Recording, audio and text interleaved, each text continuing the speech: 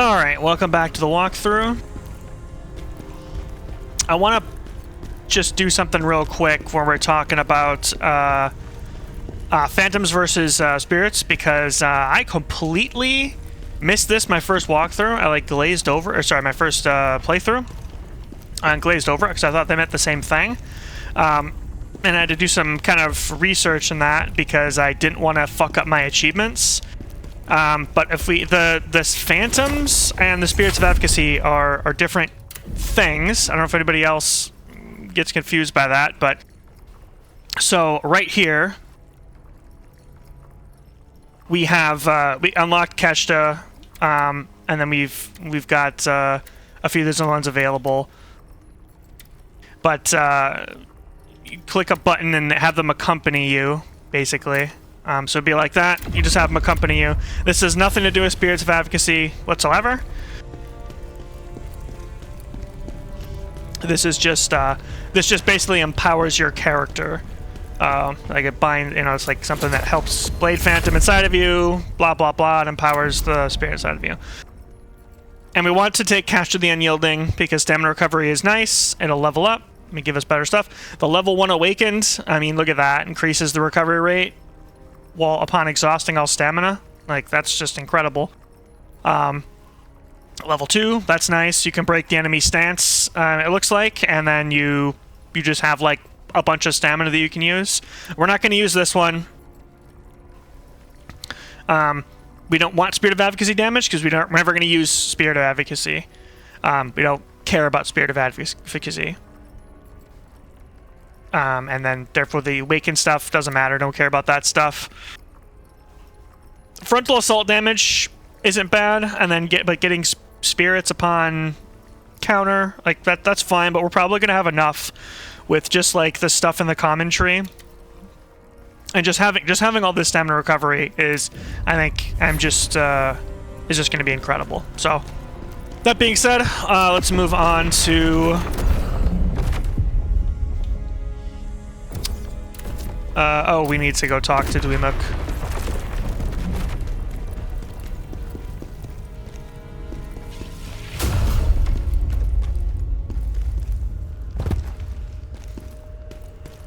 Thank you so much. The people of Phraugh are in your debt. General, there's been someone here looking for you. Strange guy. He's got a jar on his head and a rose in his mouth. He said he can help with your revenge mission. He's near Phraugh Village. Might be worth a visit.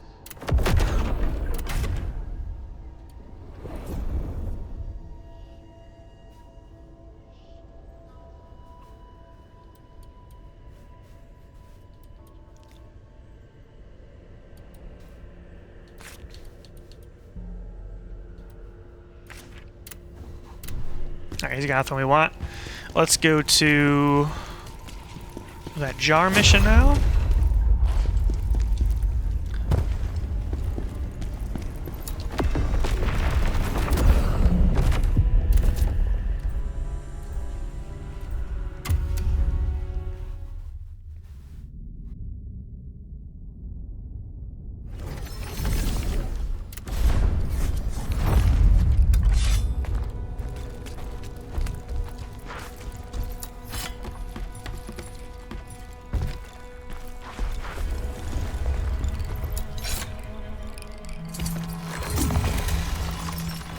That guy's doing a little kung fu shit down there. Look at him.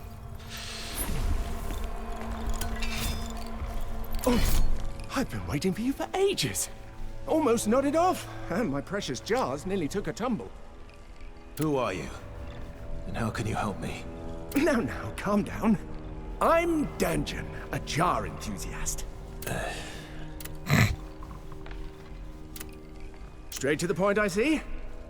Not one for pleasantries, are you? But there's a big betrayal ahead. Oh, already been stabbed in the back? How unfortunate. Anyway, I've got these jars I've been collecting. They're all dear to me, each with its own special story. But wouldn't you know it, some weirdos came and wrecked the cradle of jars. And now all my jars have run away. My jars love to hide in other jars. Weird, huh? So if you happen to see a jar... So you... What? No. Jars can hold more than you think. They've got stories. Secrets. One of them might just have what you need for your revenge. So, does that pique your interest? I am none other than Danjin. This name isn't just handed out to anyone. It's an honor only reserved for those who truly love jars. Collect those jars, and maybe you too can earn the title of Danjin. I'm not interested.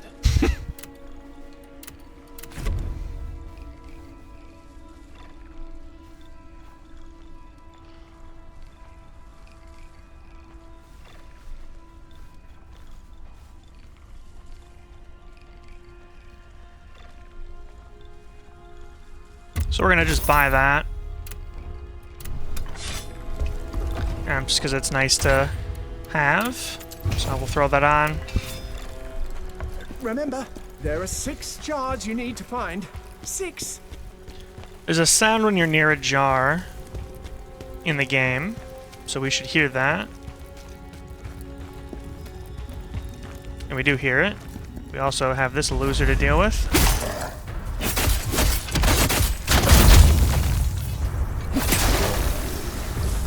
Damn, alright. Plague resistance parchment. That's fucking worth as hell.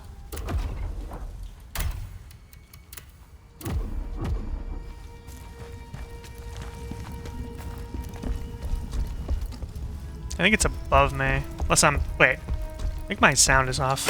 Is it right there? No, okay.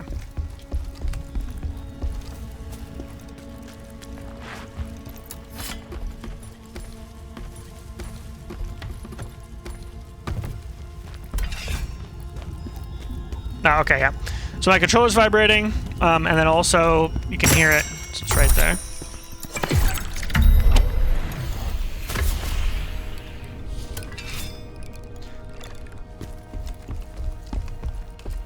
So, I need to smash these jars.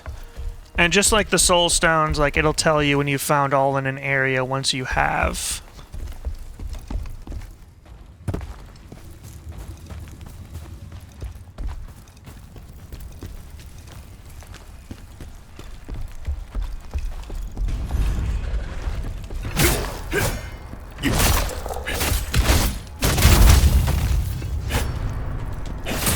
Oh shit, wow, he like reses quick.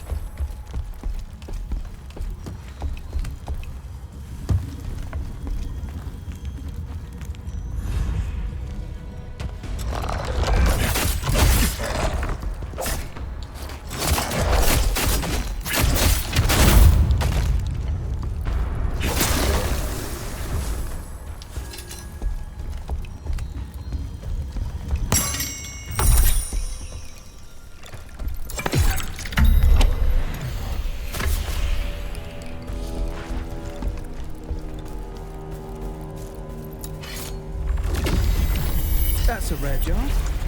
I'm sure I've seen something like it before.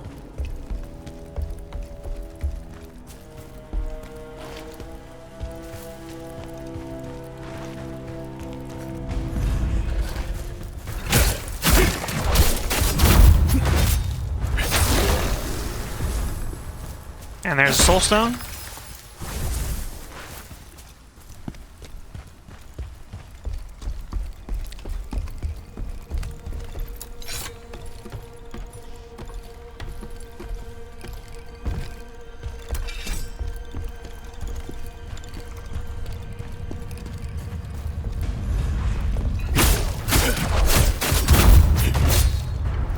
I'm gonna use that more and more because I really need to.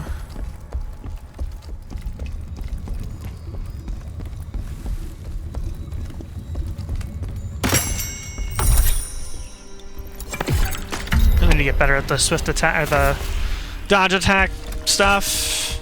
Just doing this.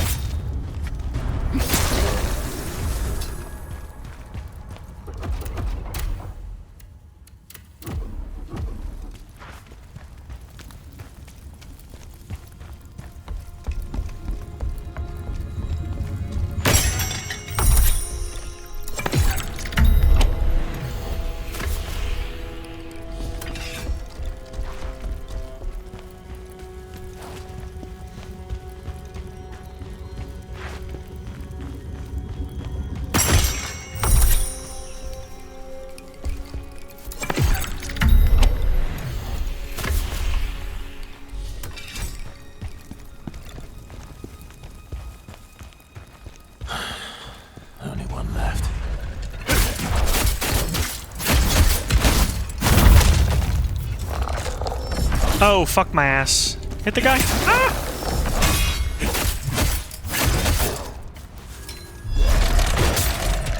Ooh.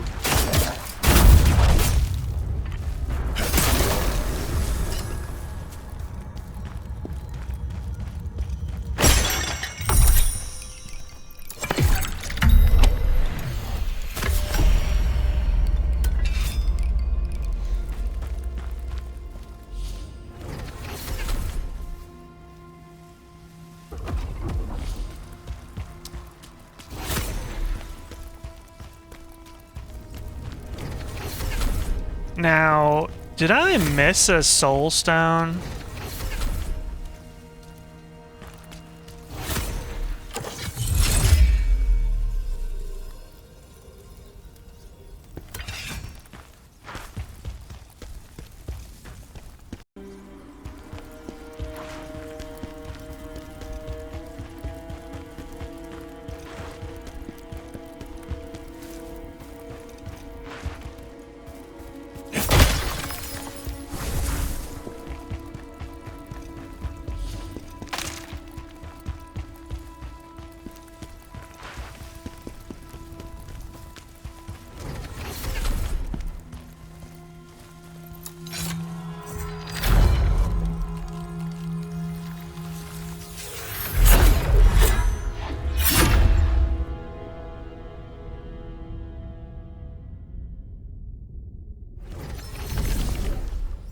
Oh, hey! Let's see the jars you've collected. Oh, only 6. Wow. The others must have ran off really far away. Hey! Looks like you're becoming quite the jar enthusiast. You can see them now, huh? If you want to know more, just bring me more jars. I'll be waiting. Oh, hey.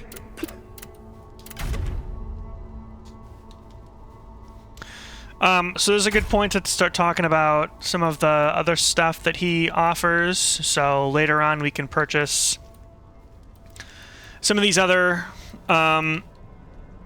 lanterns. So there's not too much point in money in this game other than just buying stuff from this guy and just other. You can purchase other things like, you know, resistance elixirs and other stuff.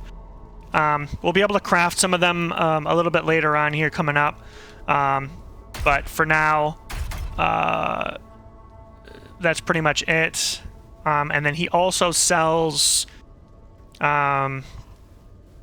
these resources, these kind of more like epic type materials that you can use to craft some of the like more higher level sets. He'll sell like a few of the materials needed for those. And then he'll also sell these jars as helmets. These are all just helmets. I wouldn't recommend buying any of the early game ones. They're kind of useless. But it's very important once we get to these epic helmets that there's a attribute right here called set item requirement to create. So this will reduce the set requirement for any pieces that you have. So if I had this on right now, I would still get the 3 set for stamina recovery if I had this helmet on, because it would give me 1. Now what's really nice about these is that in the future we can get something. We can have, like, you know, if we have a set that needs like 5 pieces, we can have 4 of them on with the jar helmet. And then we might have like a weapon that is also a part of a different set that gives us a 2 set bonus that's good. We'll get the 2 set bonus because of this jar helmet and the weapon on, and then we can do something where the ring and the necklace that we have are different sets as well, and we could pretty much have like 4 different sets on at the same time. All just because of like this one helmet. And so we need to collect more jars. We need 2 more jars for this uncommon set. You know, we need 16 for this, 24, 32, and then 42 to get these like legendary ones. So he's very useful with his with that the set bonus thing is like the most kind of useful thing ever. And if you're worried about the weird shit around, like the helmet looks silly, you could go into like your settings and turn the helmet display off, which is probably what I'm gonna do because it just looks weird. But they're also kind of silly looking too, so.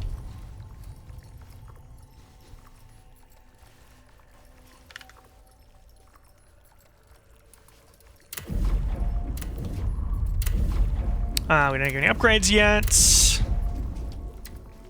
Oh, we can just real quick, we can just press Y to unlock that, so we have Veronica the Advocate just to do it. And now, because of the Jar Enthusiasts mission, there are now, just like Soulstones, there are jars in all areas now. The ones coming up, and also the ones in the past. So we're going to have to... We can see here, there's a jar for this. There's a jar for this. There's nothing in this Stormpass one, but there's a jar here. Most areas have about one jar. I don't know if there's... Other than this one that obviously has more jars, I don't know if there's any area that has more than one. There might be some, but the point is we're going to have to go back now and grab all of these jars if we want to kind of start stacking up the amount of jars towards those like really good helmets. So I'm going to go back and just do this now so that going forward we can just get the jars on the way. And I believe the crash site has the first jar here.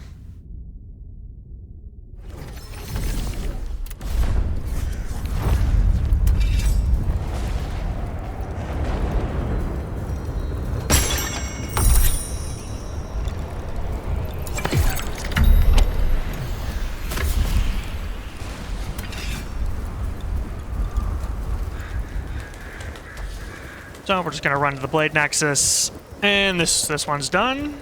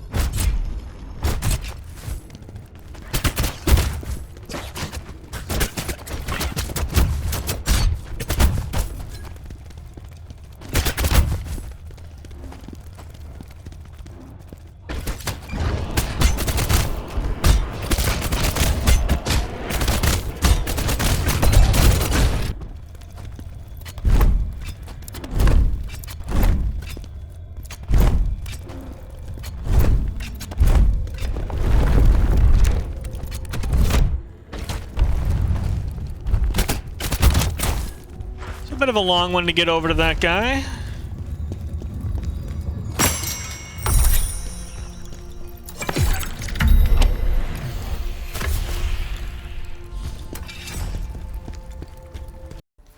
Okay, and now we're in the Phraugh Village, first act of revenge mission, central storehouse entrance, which is the last Blade Nexus. And this should be the last jar to catch us up with everything else.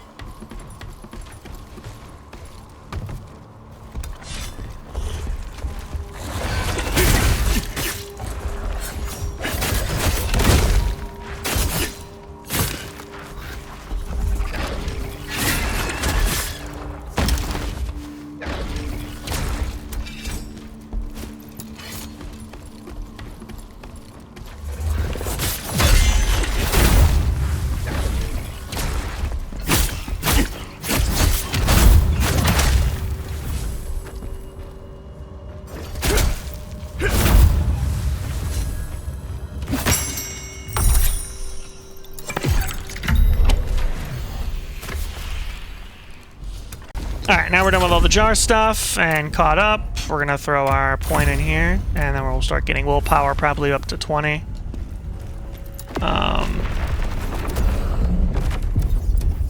So yeah, that's done.